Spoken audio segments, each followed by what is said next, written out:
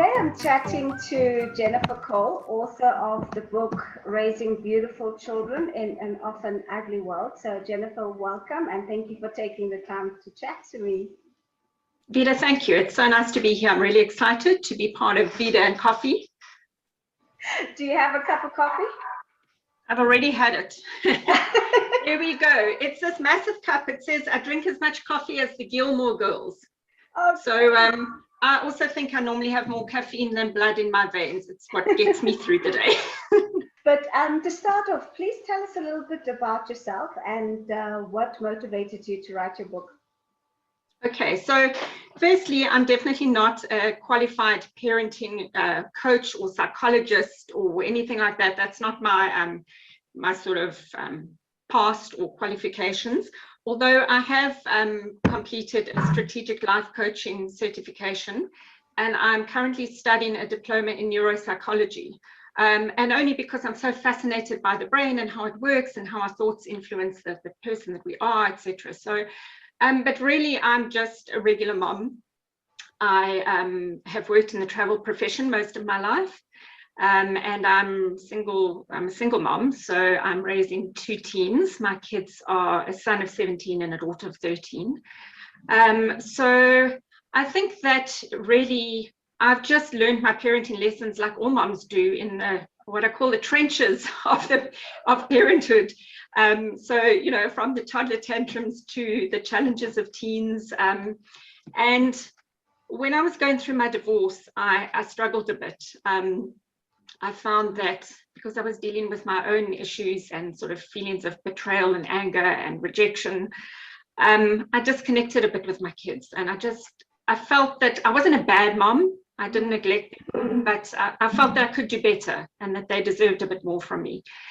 And so I started looking around and reading and doing a few workshops and courses, and I looked deeply into the concept of conscious and connected parenting.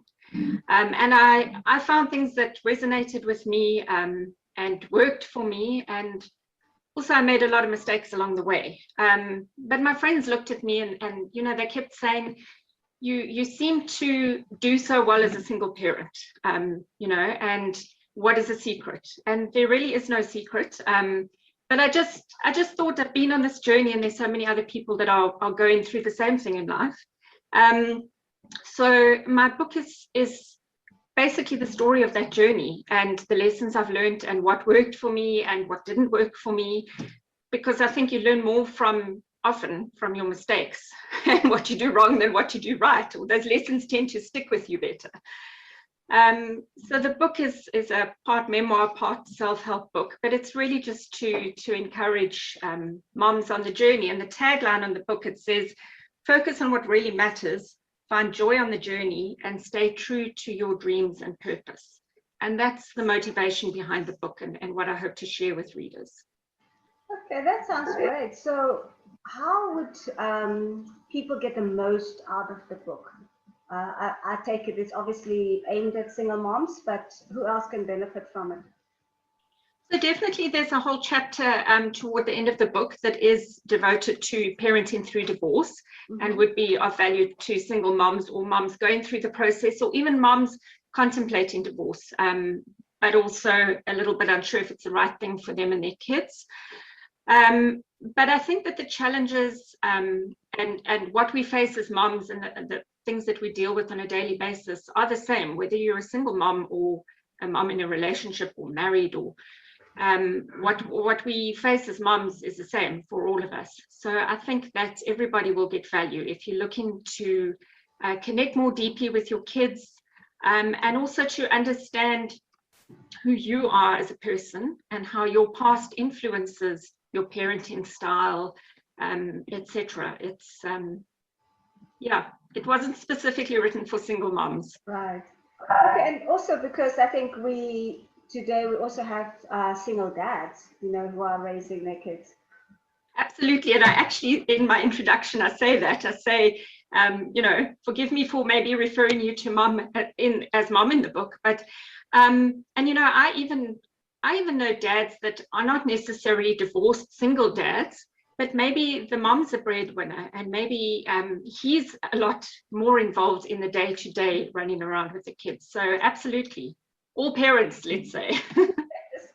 And talking about parents, one of the greatest challenges that we have is this pressure to multitask. So what are your thoughts on that? Yes. I hate multitasking.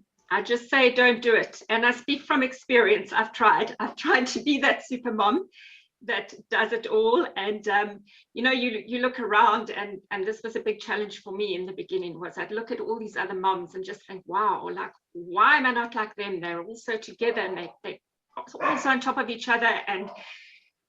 But there's a saying that I really love. I don't know who wrote it, but it says you need to do less to be more.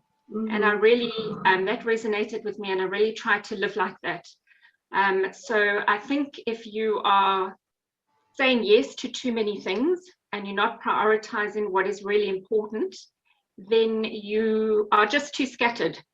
And you're half here, half there, you start forgetting things. That's when you say drop the ball, and you're just in this constant state of stress and anxiety. So I think it's really important just to slow down. There's a whole chapter in the book, I think I call it the slow lane to mothering, or the path to slow mothering. And it's really about just slowing down, honoring yourself, taking time to enjoy the simple things in life, and not letting your life be dictated by what the world demands of us, but doing what's important to you and your kids and your family, and what works for you. Right. I like the fact that you talk about self-care, and doing what is important to you. I think often we feel guilty, when we take care of ourselves. Especially as a mom, I think it's a natural instinct within us to care for and provide for and make sure that everybody around us is happy, whether it's the husband or the kids or, the boss at work or whoever. And we tend to look to ourselves last.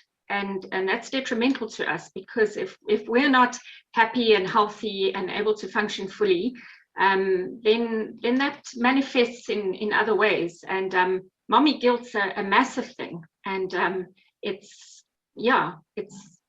does no favors to you, because I think that we just if we're not settled within ourselves, we can't give properly to others. And self-care is about that. It's not just about bubble baths and massages. It's about what you need to honor yourself in that moment or on that day, and it differs from day to day. We all have good days and bad days, and I've found now during COVID that some days really all I can do is just stay in my pajamas all day and order takeout for the kids so that I know that they're fed and happy. And sometimes you just need that to recharge and reboot and re-energize and be ready to face the next day.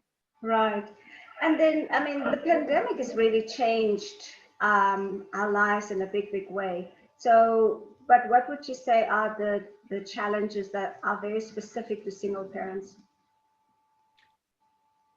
So again, I think a big thing with single parenting is often guilt.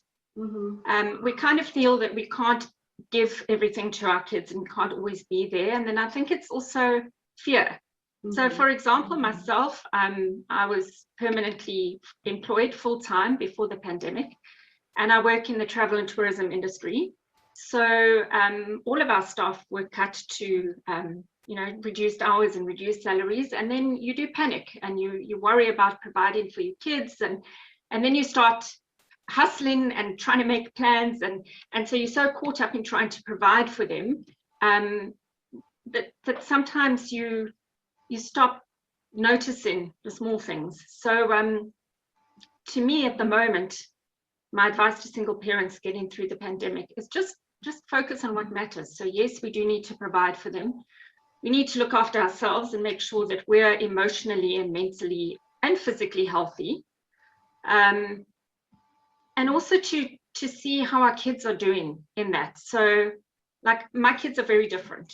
My son is very introverted, and he'll be happy in his man cave all day on his tech. And my daughter's very extroverted and she's missing the connection with the friends, etc. But I've given them way more tech time than any parenting expert would tell me to give them. But it's what's helping them through the moment, at the moment, with connecting with their friends. And so one day at a time. Absolutely. And then also, I think the way that our lives have changed, we are very social beings, you know, and Yes. we're part of a community. And that is one aspect of the way or the time that we live in that is very, very stressful and very difficult. It is. And, you know, even like I'm a hugger. I miss that connection. You know, if I see a friend, I just want to give them a hug. And yeah, I think it's also, you know, this is a great opportunity to teach our kids as well. That yes, life has changed and life is hard and it's not what we used to. But, you know, we're resilient, and where plan A didn't work, there's a plan B, C. I think sometimes we feel like we're on plan F by now.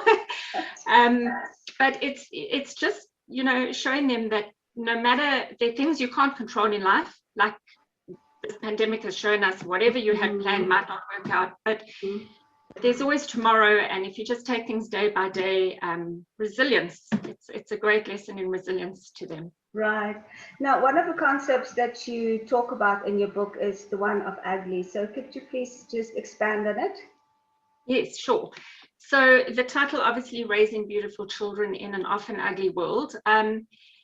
Two sides to that. The ugly can refer more literally to what goes on in the world around us. So we live in times of there's crime, there's racism, abuse. You know, we're scared, especially now, of the future and uncertainty and all those kind of things. So it's all the things that are going on around us, even if we're going through a divorce or dealing with chronic illness or anything like that. And then also it speaks specifically to the ugliness within you. So to me, it's an acronym for all the utter garbage that limits you as a person. And it's your own inner demons and the stories you tell yourself.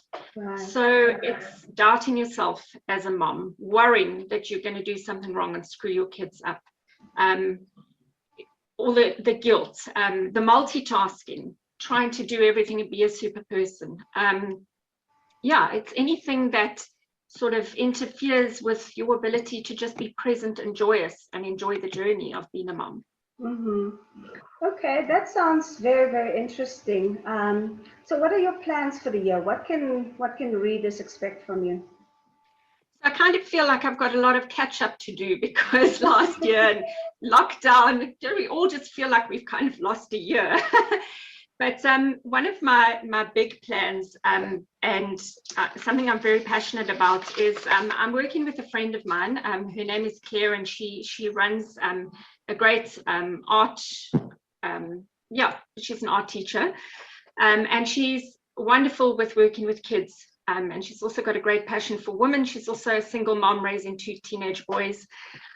So what we started and then we stopped filming during lockdown. So we're going to pick up on it again now. But we're filming classes.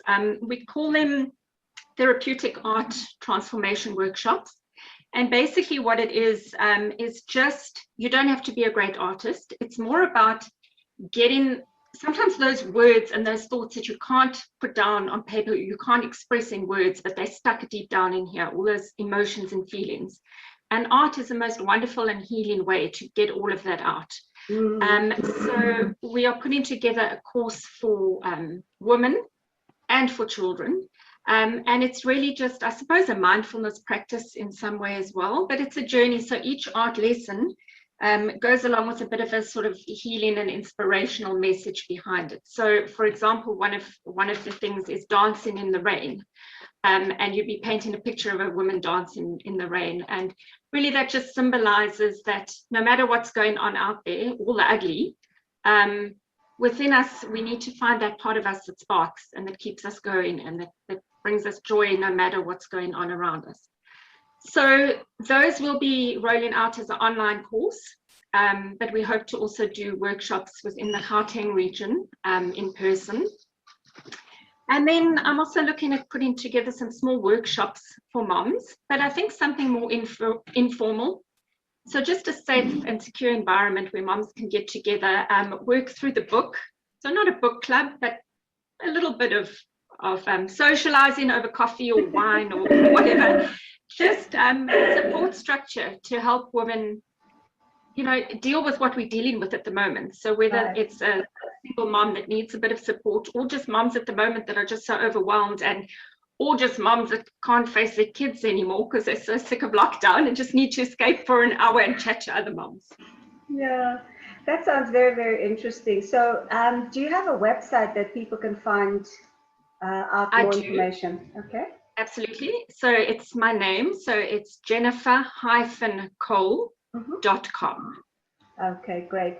And then that will also have information about your book. Correct. Yes, you can order the book online via Amazon, or if you want a hard copy in South Africa, you can order the book via the website, and it would be couriered to you. That sounds great. Okay, Jennifer, thank you so much for taking the time to tell us about your book. I wish you every success, and then maybe in a few months' time, we can catch up again, and I can find out, or you could tell us a bit more about the workshops and how that have gone. Wonderful. Thank you, Vida. It has been lovely talking to you. Thank you. All right, take care. Bye-bye. All right. You too. Bye.